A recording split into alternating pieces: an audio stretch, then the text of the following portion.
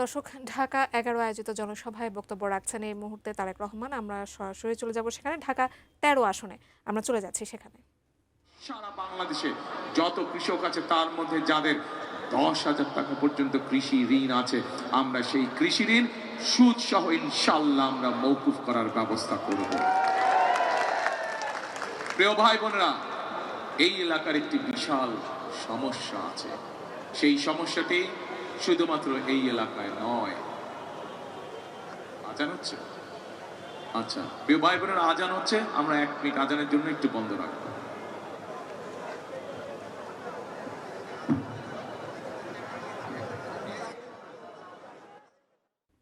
করে ফেলা যায় মা বোনদেরকে, শিশুদেরকে তারা ঘরে বসে চিকিৎসা দিয়ে এই মানুষগুলোকে তারা সুস্থ করে তুলবে।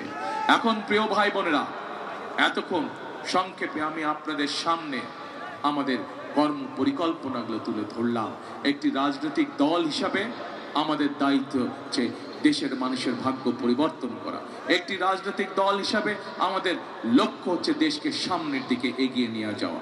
একটি রাজনৈতিক দল হিসাবে আমাদের দায়িত্ব হচ্ছে দেশকে সঠিকভাবে পরিচালনা করা যখন দেশের মানুষ আমাদেরকে দায়িত্ব দেয়। সেই জন্যই আমরা আমাদের কর্ম পরিকল্পনা ঠিক করেছি।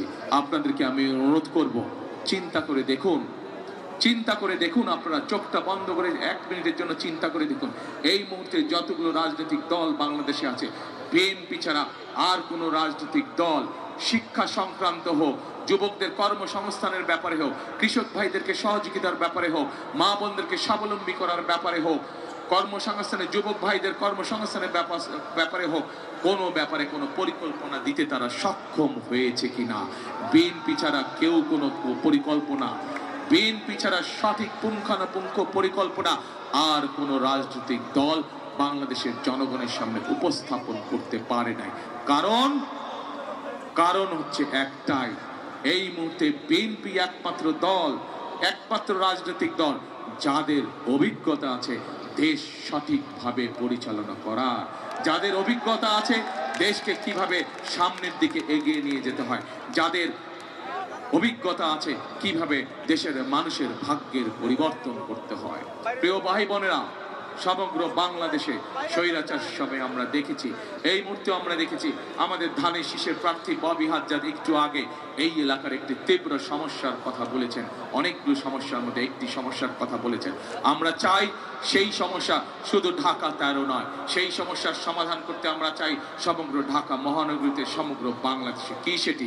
আমরা চাই এমন একটি পরিস্থিতি তৈরি করতে, এমন একটি দেশ তৈরি করতে যেখানে আমাদের মা বোনেরা সকাল হোক, দুপুর হোক, সন্ধ্যা হোক, রাত্রি হোক, দিনে যে কোনো সময় নিরাপদে চলাচল করতে পারবে।